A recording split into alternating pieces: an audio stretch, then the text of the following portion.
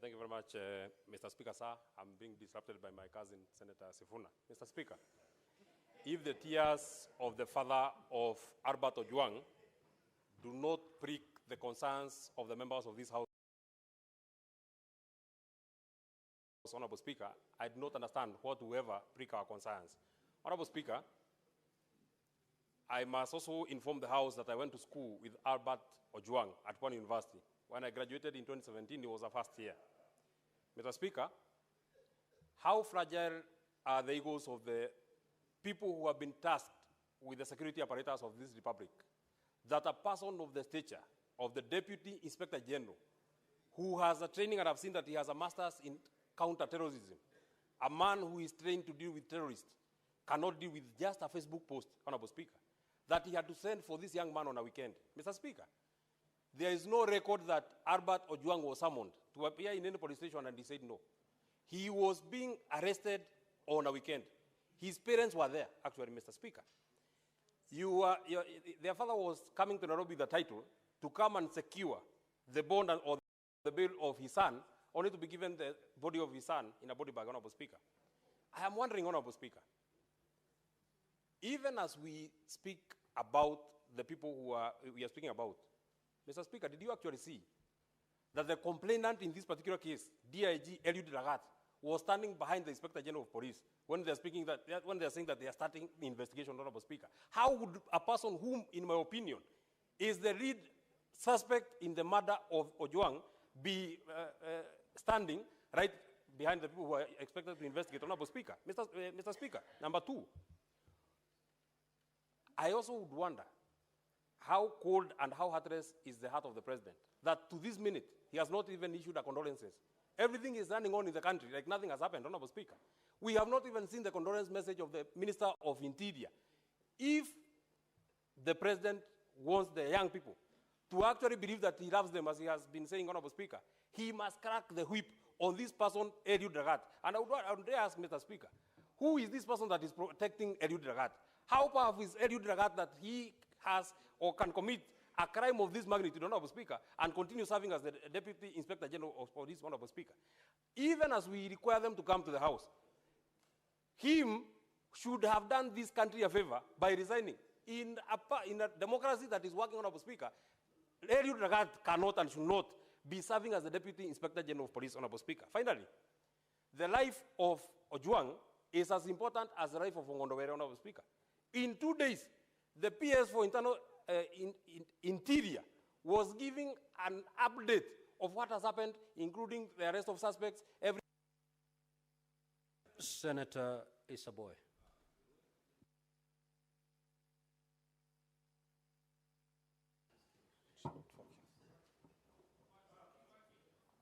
Asante sana Mheshimiwa Spika kunipa fursa hii na mimi pia niweze kuchangia. Mheshimiwa Spika, kwanza natoa risala za rambirambi kwa familia ya Albert kwa niaba yangu na watu wa Kwale County kwa kifo chake, kijana mdogo sana mwenye umri ambao karibu takriban miaka 25 na kuendelea. Ni jambo la kusikitisha sana kwa sababu huyu kijana ambaye alikuwa akisomea huko Pwani University akamaliza. Baba yake alikuwa ni mtu wa kufanya kazi katika timbo za mawe kumsomesha mtoto wake na akahitimu akapata kazi na sasa amekuwa mwalimu huko. Lakini kisanga hichi kilipotokea, ulimwengu mzima na nchi nzima ya Kenya imehuzunika kuhusu kijana huyu, kifo chake. Yangu ni kusema tu uchunguzi ufanyike na haki ipatikane kwa familia yake na wale waliohusika sheria ichukuliwe mkononi mwake. Asante sana Mheshimiwa Spika. Senator Veronica. Honorable Speaker, thank you for giving me this opportunity. And I want to also thank Senator Eddie for bringing this very important statement before the floor of this House. Honorable Speaker, I want to believe this is a dream. I have never imagined in my whole life, even as a trained advocate, that an accused person, accused of a misdemeanor, not a felony, not a category of an offense, which is so serious, and there would not be even a justification for any suspect charged with a serious offense to be killed within the precincts of a police station. I want to believe it's a dream that Albert was actually picked by persons who identified themselves as police officers, picked from his home, handed over to the hands of police officers by his parents, and the parents knew they are following him behind to help him and assist him secure a bond so that he can stand trial. And he's taken to a police station, Honorable Speaker, and after a few hours, Albert dies from head injuries, neck compression, multiple soft tissue trauma, and pathologist has ruled out self-inflicted injuries. I think it is very sad, and I must admit it must not happen to anybody within the Republic of Kenya. Honorable Speaker, the other day, Boniface Mwangi, the activist who went to Tanzania, together with his friends, people sometimes whom we don't even support, were tortured in Tanzania. And Kenyans were up in arms because of how the police in Tanzania behaved. How much more, Honorable Speaker, when Kenya is the lead in matters democracy, in matters of expression, political expression, how much more responsibility must the police take to deal with suspects within the constitutional parameters that they are given in the Republic of Kenya? I just want to take one moment, because I have worked in a police reform program with the Laikipia University, where we were introducing human rights to the police, that any time an accused person is arrested, they have rights under the Constitution.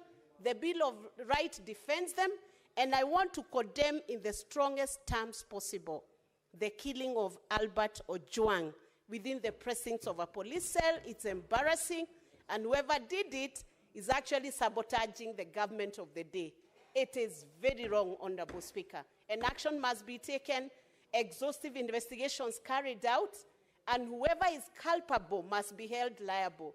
Let IPOA now do its work. And we are looking out, Honorable Speaker, to see that IPOA for once can hold police officers.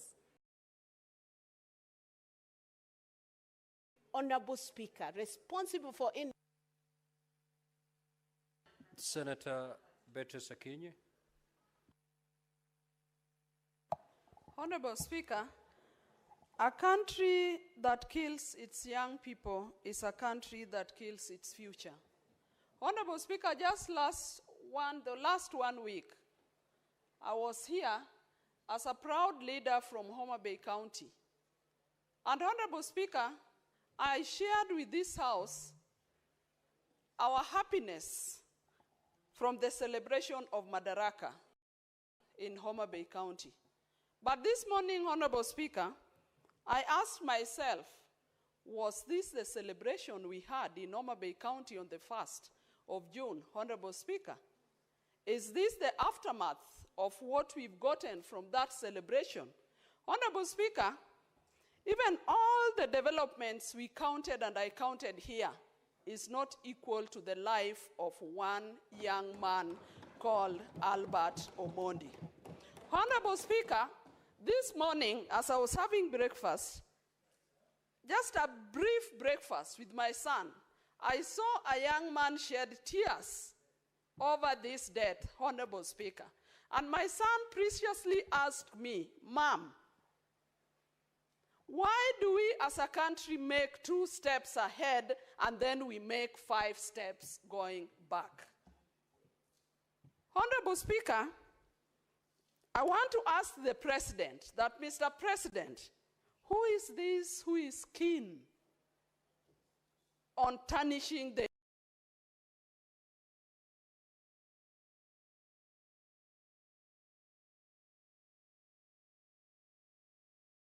image of this country? Are you not able to deal with that person? And Honorable Speaker, I've heard a number of politicians make statements since the death of Albert, and a number of them are sorting themselves across the board. I want to tell them, Mr. Speaker, sir,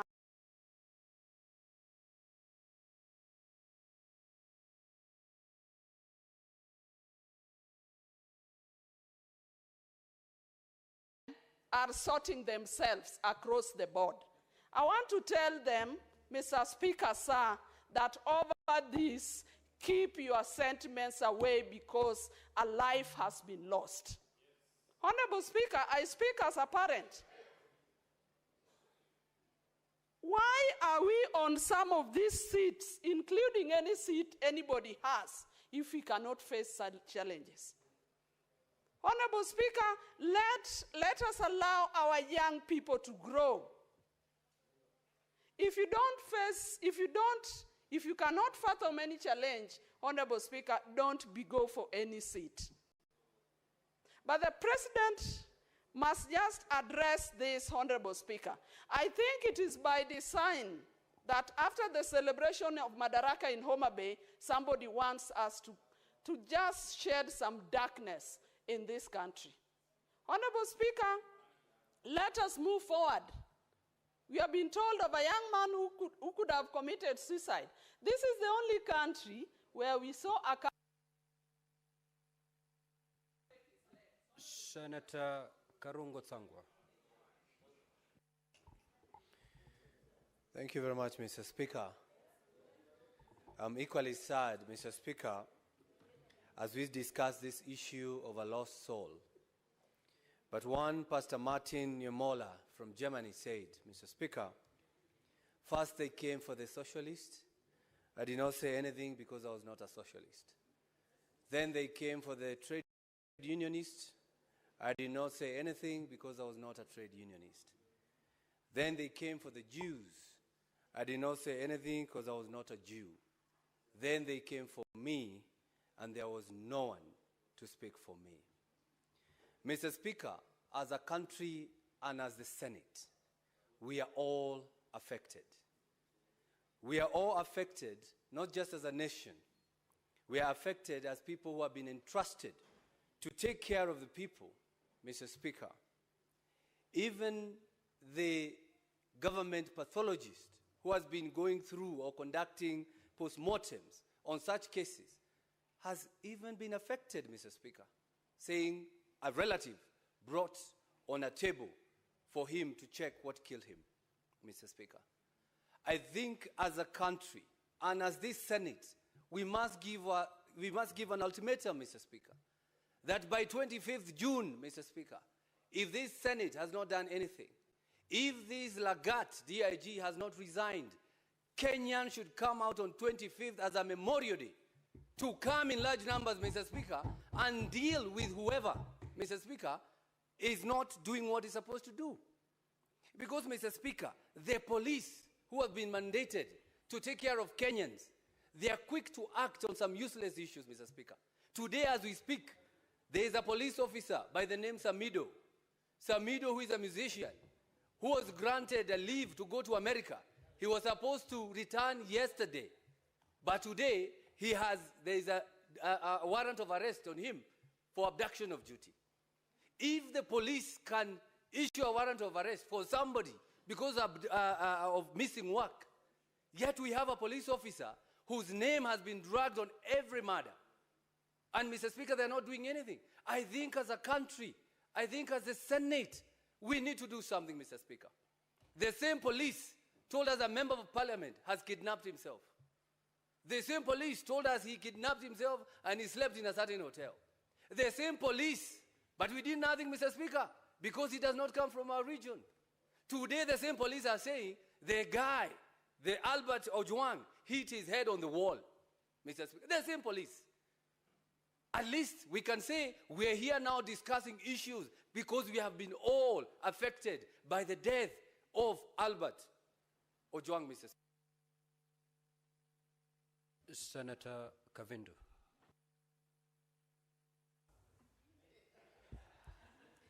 Asante Bwana Spika kwa kunipa fursa hii niweze nami kutia sauti yangu kwa hili jambo ambalo linahuzunisha sana zaidi.